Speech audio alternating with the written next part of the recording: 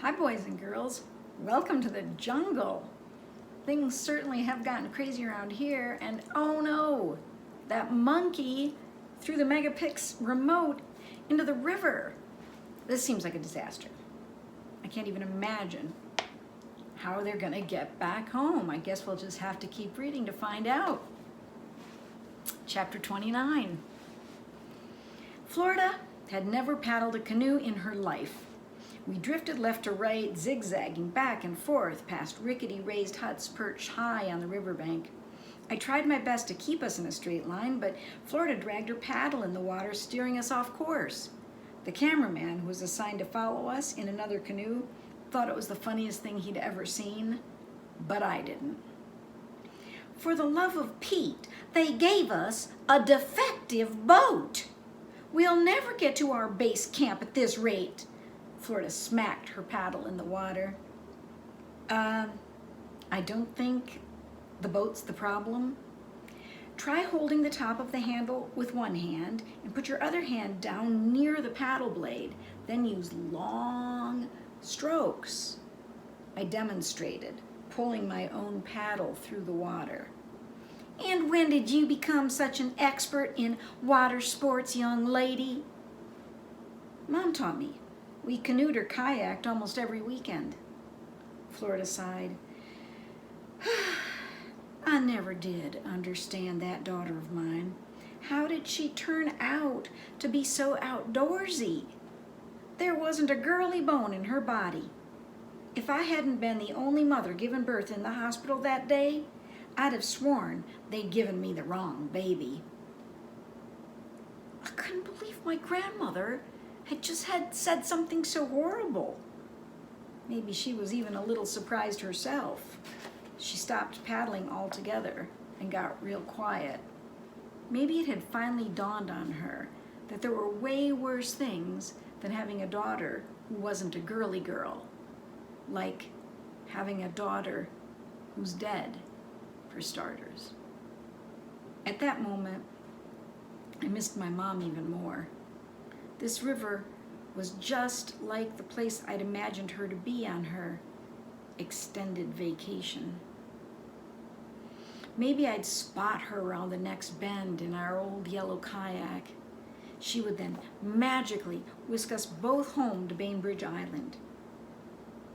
But deep in my heart, I knew it was just my own made-up fairy tale. My mom wasn't around the river bend, and no matter how much I wished it, she wouldn't be showing up to take me home. It was 5 months, 11 days, and counting. I shifted my thoughts to a vision of my mom watching me from some far-off place, maybe from high up in a cloud. I imagined she was proud that I was paddling just the way she taught me. And just as she taught me, I paddled straight and true. But because it was only me doing the work, we were a whole lot slower than the other teams. Before long, all signs of civilization disappeared.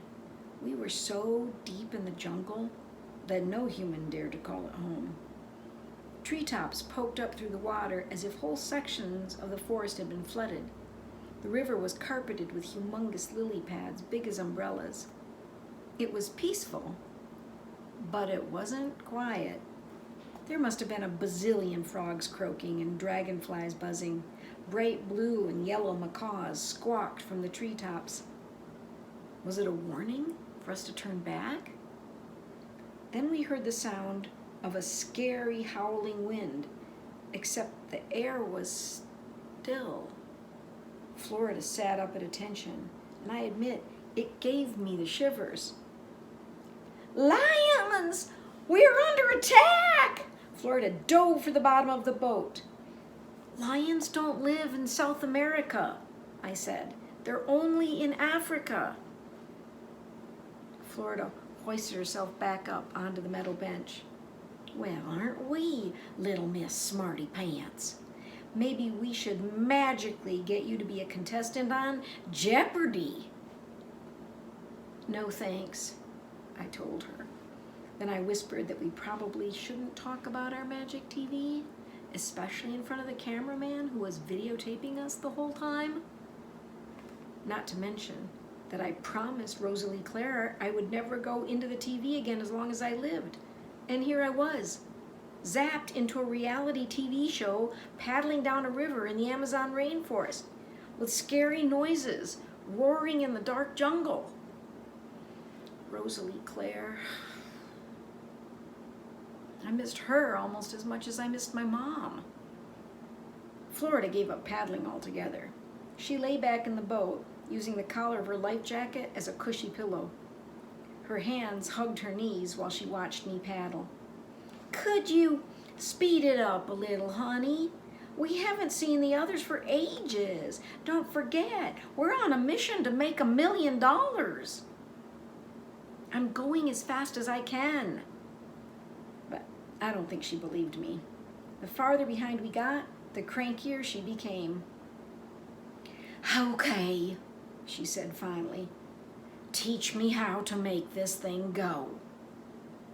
I demonstrated one more time, and it wasn't long before Florida got the hang of it. We paddled together and picked up speed. We kept looking for a red flag on the riverbank where we were supposed to get out and tie up our boat. Then we needed to follow the map inland to find our base camp.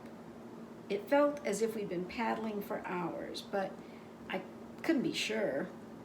My arms were super tired. For the longest time, we didn't see anyone from the other teams, but eventually we passed the blue team, Victor and his mother Carmen. Carmen was paddling and Victor was hunched over his Game Boy. Dios mío, Victor! How you snuck that thing all the way here is beyond me. Careful, or they'll take it away from you. If only I knew what went on in that thick head of yours. We'll be lucky if they don't kick us off the show. Whatever, said Victor. Victor Antonio Gomez, don't you whatever me. Remember the whole point of doing this? To get you away from that computer screens, to make a man out of you. So pull it together, mijillo, because this is the easy part. Whatever, said Victor. His mother whacked at the water with her paddle. As we glided past them, I heard noisy electronic music. It sounded like Victor's Pokemon was about to go into battle. Okay, here's the thing. I agreed it was kind of dumb to play a Game Boy in the middle of the jungle. But the kid couldn't have been more than 13, and his mother wanted to turn him into a man? That sounded even dumber. Of all the nerve! They let that pimply boy bring his little video game, and they took away our remote. That's hardly fair, Florida complained after we passed them by. He sneaked it. We got caught, I reminded her. Details, details. Well, the remote's gone now, I told her, about the thieving monkey. Easy come, easy go, she shrugged. Who needs it? We're here to win that money. Although, I must say, all this paddling nonsense is causing me to work up an unsightly sweat. Thank goodness I squirted on a little extra jungle gardenia today. I can almost smell it through the horrifying stench of that bug spray. Within a couple of days, everyone, including Florida, would probably think bug spray smelled pretty good compared to what we were all going to smell like. Dirty, stinky, and gross. I decided not to tell her what I was really thinking. Even if we stayed all 15 days and won the money, we might not be able to get back home without that remote control. Eventually, we passed a green flag on the riverbank and saw the green canoe tethered there. That meant Noah and Kevin were already on their way to base camp. Around the bend, Florida spotted our red flag. Finally, we've reached our little home away from home, she exclaimed. I think we have to find it first, I told her. For heaven's sake, how hard could that be? Pretty hard, as it turned out. So far, the adventure seems kind of fun. I mean, even if Florida wasn't pulling her weight at first, it still seems kind of exciting and different and fun place to spend a day. But it's not just a day, is it? It's going to be lots of days. Chapter 30. We dragged our red canoe up onto a sandbar and roped it to a tree. Now Florida insisted on navigating. She claimed she was born with a natural sense of direction. I should have been suspicious. According to Grandpa Jack, other than the El Paso airport, she'd never navigated anywhere outside of TRC. I wore the backpack and lugged the machete. She carried the map. The cameraman and his assistant followed from behind. On an overgrown path, we hiked deep into the jungle over a carpet of dead leaves, then turned left at a tree that was as tall as a skyscraper and as wide as Grandpa's pickup. Then the trail disappeared. Using the machete, I chopped our way through bushes, branches, and vines. The whole time, Florida screeched, shrieked, and complained about the bugs. We stepped over armies of enormous ants and dodged moths as big as bear paws. Insects flew everywhere, in our ears, down our shirts, even right up Florida's nose. She screamed so loudly, it probably scared every animal in the rainforest. Then she sneezed, snorted, and blew out a limp green dragonfly, dripping with snot. You may not, under any circumstances, show that on TV, she instructed the cameraman. He shrugged and smiled, which probably meant that was exactly what they would show. Late in the afternoon, Florida admitted we were lost. We rechecked the map and realized she'd been holding it upside down. We retraced our steps, looking for all the piles of branches and vines I'd chopped down along the way. Finally, we found the right trail, crossed a river by leaping from log to log, and came upon a beautiful lake surrounded by bright green ferns. On the far side of the water, I spotted a red flag staked not far from the shore. At last, our base camp. Ooh, time to freshen up, Florida exclaimed. I'm hoping the place where we're staying has a nice big bathtub. I should have warned her right then that we'd be roughing it, but she'd find out for herself soon enough. By the way, it turned out it wasn't just our base camp. Everyone else was there too. By then, even Victor and Carmen had finished setting up their sleeping quarters. Our spot was right next to Jenna's campsite. Just my luck. We're camping? Florida was in a state of shock. As in, outside? They don't make it easy to win all that money. Besides, it's fun. Mom used to take me camping at the beach every summer. Of course she did. But I am not your mother. I don't camp. There's a first time for everything. Florida leaned over and whispered in my ear. Where are the bathrooms? Behind the bushes, I guess. You have got to be kidding me. That's just unnatural. She wasn't whispering anymore. She was so loud that everybody looked over. Wolf Adams, who was relaxing in a folding chair, clamped his hand over his mouth, trying to hide his laugh. It was going to be an extremely long 15 days. While the other teams rested in their hammocks, Florida and I got to work. The campsites were pretty bare bones. We had 2 hammocks, a couple of light blankets, a whole lot of mosquito netting, plus a tarp. We'd need to attach the tarp to the trees overhead to keep us dry in case it rained. Even though I'd camped a bunch of times, my mom had always been in charge of knot tying. I'd never learned how to do the fancy ones. So I attached the hammocks to the trunks of the trees with big double bows, like the ones I always made when I didn't want my soccer shoes to come undone. Well, double bows may work great on shoes, but they do not work great on hammocks. When we were done, I crawled into mine to test it out. The hammock immediately crashed down to the jungle floor with me in it. It didn't hurt much, but I wanted to scream in frustration. The cameraman caught every second of it on videotape. Jenna laughed out loud.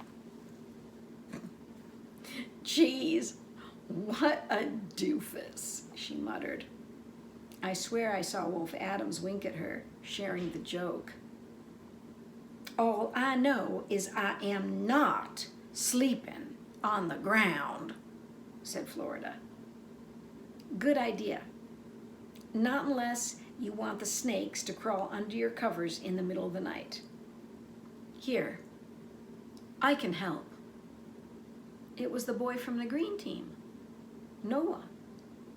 He looked like he was about 12. He had a nice smile and messy brown hair that flopped over one eye. Noah helped me string up the hammocks and taught me to tie a proper knot. He called it a double dragon. "Where did you learn to do that?" I asked. He shrugged. "My dad and I camp in the summers to save money on rent. Turned me into a knot expert." "Where do you live when you go to school?" "Different places, wherever my dad can get the best deal on an apartment. I've gone to 8 different schools in 8 years. It isn't the best, but I'm used to it now." It sounded to me like Noah and his dad could really use that $1 million. We worked together to stretch our tarp above the hammocks. I shimmied up the tree, and Noah tossed me the rope. I fastened all 4 corners to the branches, then I tried out my hammock. My double dragon knots held tight. When we'd finished, we didn't have a moment to rest. It was time for our first challenge. Seems to me like they've had plenty of challenges already. I know a lot of the things they did today would be very challenging for me. How about you? Double dragon. I don't know how to tie that knot. I wonder what the challenge could be. Chapter 31. "Your challenge tonight," said Wolf Adams, "will be to collect enough dry wood to make a fire and boil your drinking water to kill off the parasites. Then you can relax, because tomorrow the real competition begins." He handed each team a small crate. Florida and I pried ours open. Inside was a large cooking pot, a box of matches, and 2 energy bars. After all that hard work, we weren't going to be eating much of a dinner. We'd be so hungry by the next morning, we'd probably be ready to eat anything. That worried me. "Oh, come on. Can't they even give a lady a mirror?" Flora's becoming more upset by the minute. But it was a good thing there wasn't a mirror, or Florida would have been freaked out. In addition to her raccoon eyes, her fiery red hair was sticking out everywhere as if she'd stuck her finger in a light socket. At the bottom of the box, I found our bathroom, a roll of toilet paper, and a small shovel. We set out into the jungle with our machete to search for firewood. With all the dead wood around, you'd think it would have been easy, but it turns out that the rainforest is wet, super wet. Luckily, I knew just what to do because my mom and I used to camp in the soggy Northwest. Instead of foraging for wood on the damp ground, I snapped dry twigs from trees, just the way she'd taught me.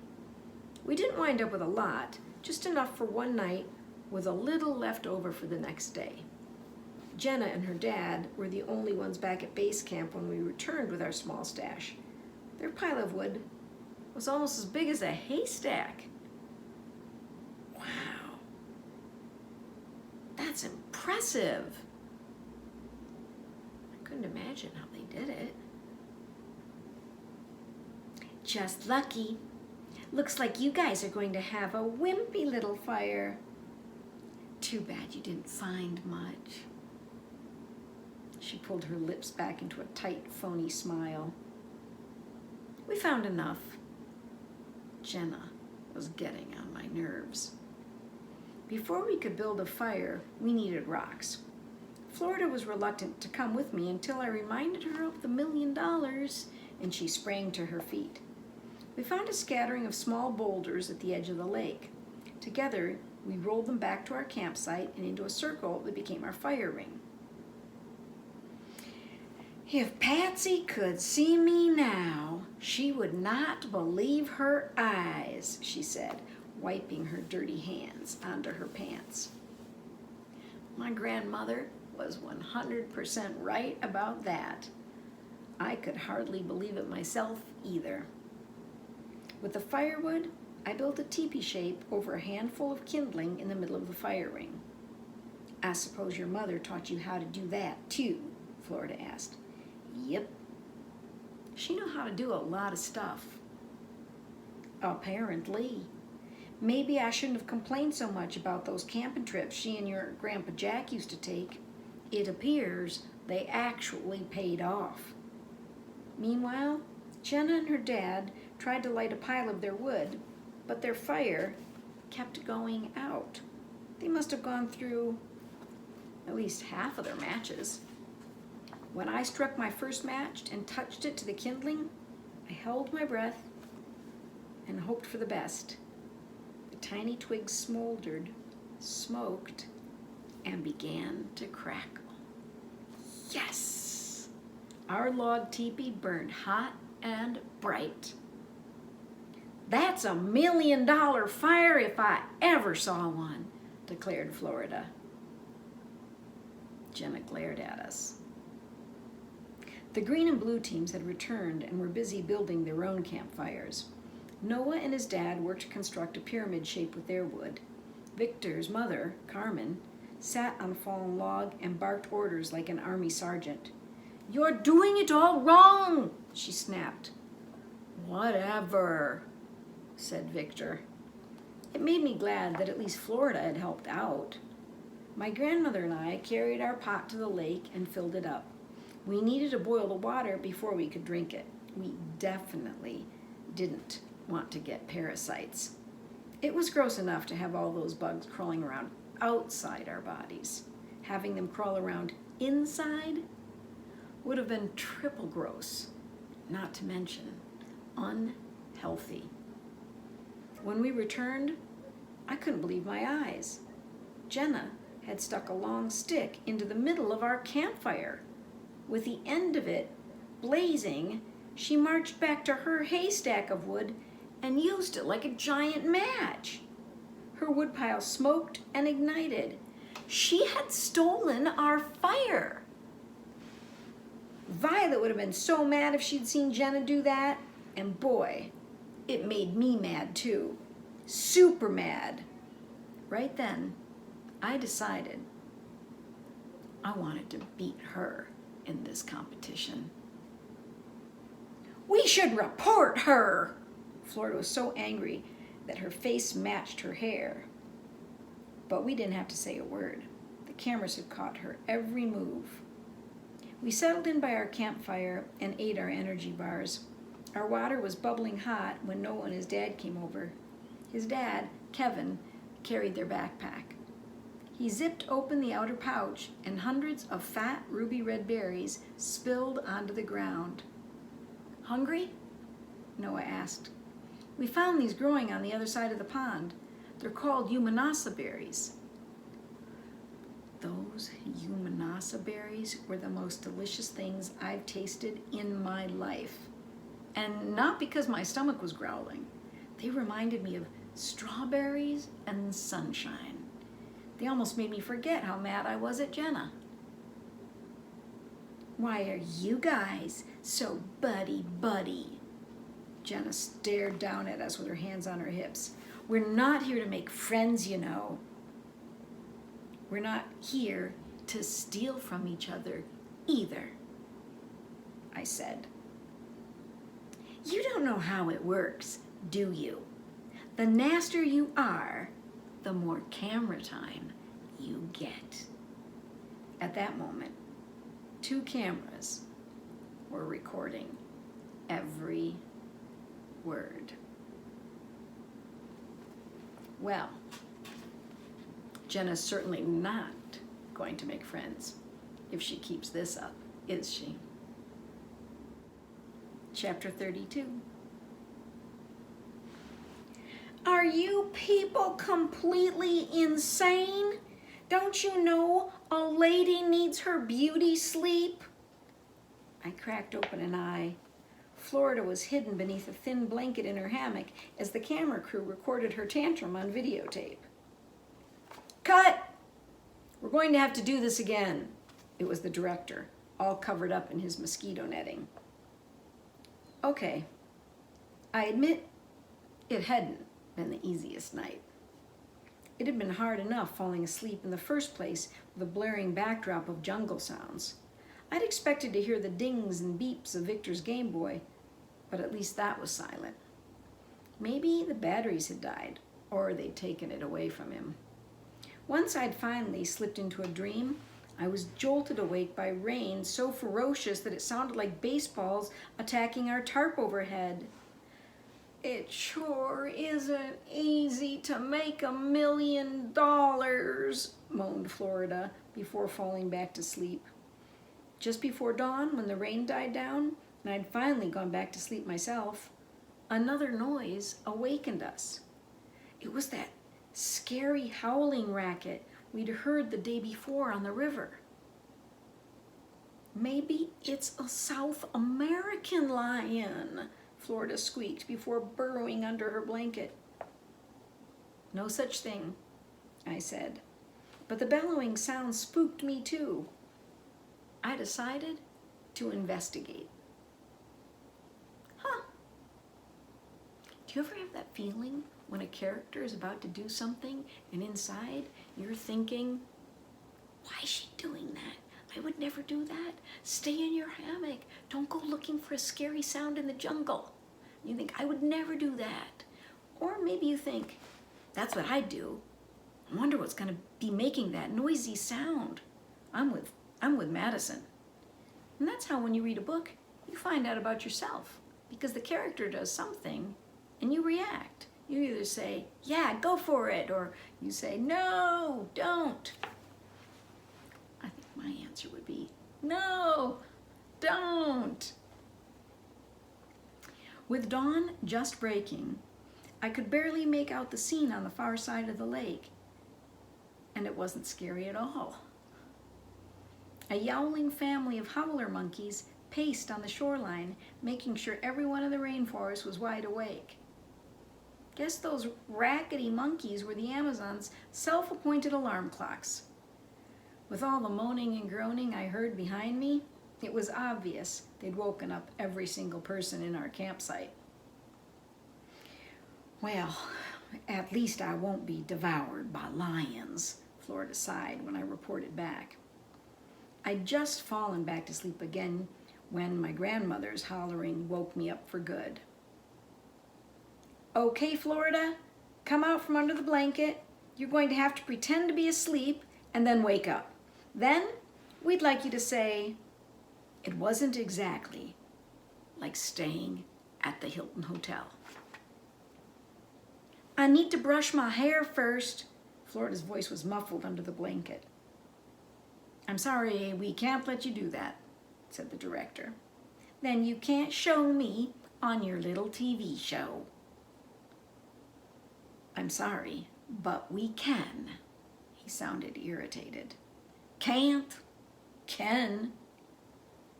Find me a hairbrush or I refuse. She's serious, I said. I'd listen to her if I were you. The director's face turned fire engine red and ropey veins stuck out on his forehead. He looked like he was ready to explode. But he dug into his pocket, pulled out his comb, and poked it through a slit in his netting. You win. This will have to do, he said. Florida's arms sprang out from under the blanket and she snatched the comb. Thank you. Now will you please turn around and give a lady a minute to pull herself together? They turned their backs and she sat up, ran the comb through her hair, fluffed it with her fingers, and then pinched her cheeks for color. Okay, boys, what is it you want me to say?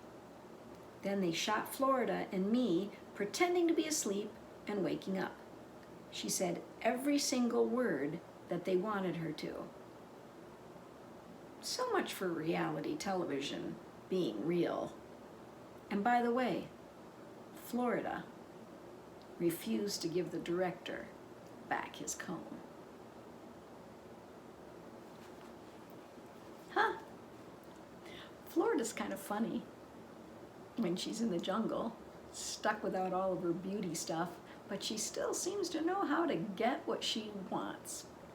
I wonder what our author, Laurie B. Arnold, has to say about all these exciting jungle developments. Let's hear from her next. Okay, I have to say it was really fun writing Florida's character just because she is so darn wacky and so darn stubborn. But there's also a part in this section that made me think twice about her when I was writing it, and I almost didn't include it.